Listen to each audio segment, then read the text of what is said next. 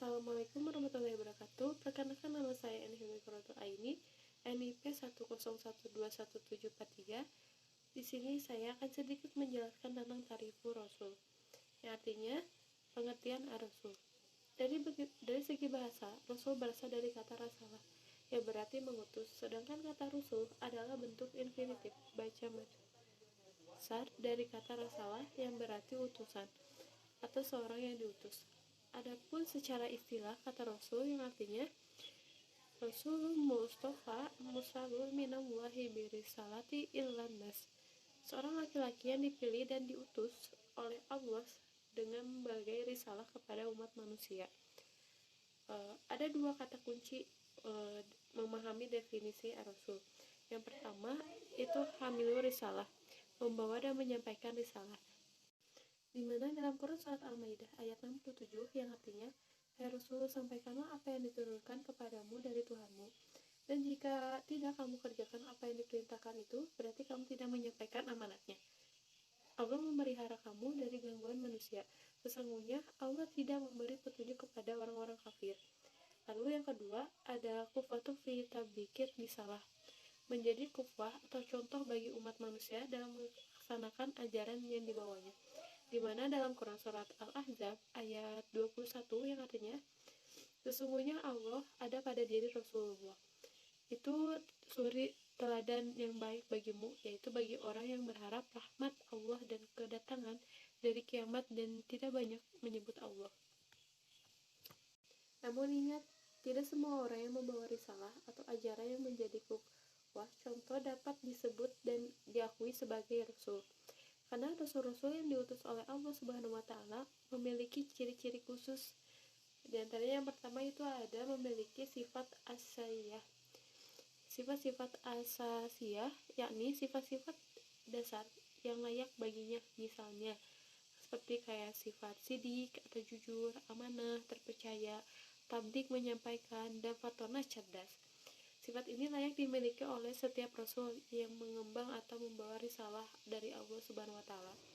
Lalu yang kedua, memiliki mukjizat, yakni perkara-perkara luar biasa yang dapat dilakukan dengan izin Allah untuk melemahkan mereka-mereka yang menentang.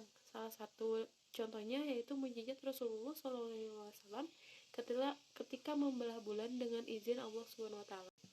Allah Subhanahu wa Ta'ala berfirman dalam Quran surat Al-Qamar ayat 1 sampai ayat 2 yang artinya, "Telah dekat datangnya saat itu dan telah terbelah bulan, dan jika mereka orang-orang musyrikin melihat sesuatu tanda mukjizat, mereka berpaling dan berkata, ini adalah sihir yang terus-menerus." Yang ketiga, adanya bisyarat, yaitu berita gembira kedatangannya. Kabar gembira datang seorang Rasul adakannya telah diberitakan oleh Rasul-Rasul sebelumnya. Dalam Quran, Allah Subhanahu wa Ta'ala berfirman yang artinya, "Dan ingatlah ketika Isa putra Maryam berkata, Hai Bani Israel, sesungguhnya aku adalah utusan Allah kepadamu. Benarkah kitab yang turun sebelumku, yaitu Taurat, dan memberi kabar gembira dengan datangnya seorang Rasul yang akan datang saudaraku, yang namanya Muhammad. Maka katakanlah Rasul itu datang kepada mereka dengan membawa bukti-bukti yang nyata. Mereka berkata, ini adalah sihir yang nyata." Lalu yang keempat, adanya an-nubuwah, berita-berita kenabian yang disampaikan setiap Rasul senantiasa membawa berita dari Tuhan melalui wahyu berisi ajaran, perintah dan larangan, atau peristiwa-peristiwa masa lalu dan masa yang akan datang.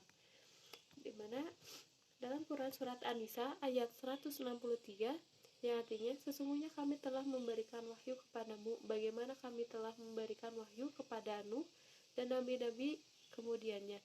Dan kami telah memberikan wahyu pula kepada Ibrahim, Ismail, Isa, Yakub, dan anak cucunya, Isa, Yakub, Yunus, Harun, dan Sulaiman. Dan kami memberikan Zabur kepada Daud." Di antara contoh